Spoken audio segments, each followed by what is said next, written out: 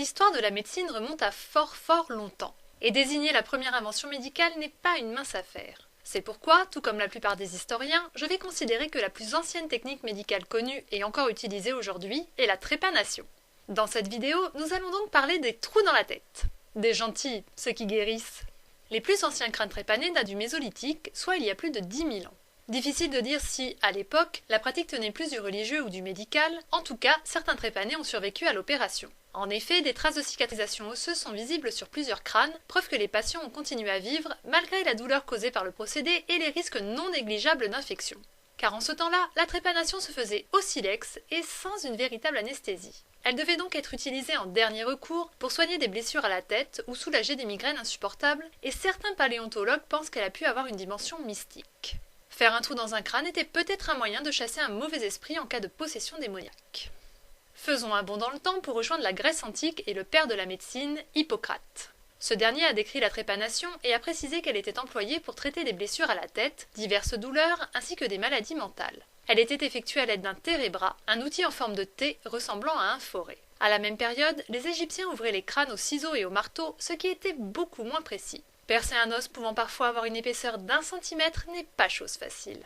Et même si l'importance vitale du cerveau n'est pas encore établie, l'empirisme a déjà démontré qu'il était préférable de ne pas trop l'abîmer. Le Moyen-Âge n'étant pas fan de trépanation, allons directement au XVIe siècle, époque durant laquelle a été inventé le trépan. Le trépan, qu'est-ce que c'est ? C'est un outil composé de plusieurs pieds, que l'on pose sur la tête du patient, et équipé d'un forêt qui sert à percer le crâne de petits trous. Deux options s'offrent aux médecins. Faire une ouverture unique ou effectuer des percements en cercle afin de pouvoir scier l'os au moyen d'un fil métallique. Dans le second cas, la question du rebouchage du trou s'est posée, et divers essais ont été réalisés avec du cuir, du carton bouilli ou encore un disque osseux prélevé sur un animal. Rien de bien efficace. Au début du XXe siècle, des autogreffes sont tentées avec succès, le chirurgien découpant un morceau de cartilage sur son patient pour le déposer sur le trou consécutif à la trépanation. Aujourd'hui, cette technique est toujours utilisée, en cas de blessure, pour extraire une tumeur au cerveau, pour diminuer la pression sanguine en cas de traumatisme crânien ou pour traiter des troubles neurologiques. Par exemple, il est possible d'implanter des électrodes pour stimuler le cerveau des personnes atteintes de la maladie de Parkinson. L'opération est bien entendu effectuée dans une salle stérile, sous anesthésie, avec des outils très efficaces pour percer les os du crâne et à des fins purement médicales. L'aspect spirituel de la trépanation ne doit cependant pas être oublié. Le tumi, un couteau en forme de pelle utilisé par les Incas, a une forte connotation religieuse, et il est aujourd'hui le symbole du Pérou. Et dans les années 50, la Beat Generation a remis au goût du jour le côté mystique de l'opération.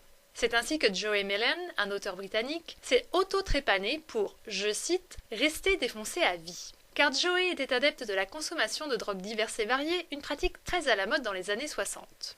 Mellon cherchait aussi à stimuler sa créativité, et si son témoignage vous intéresse, je vous renvoie vers son livre Borehole.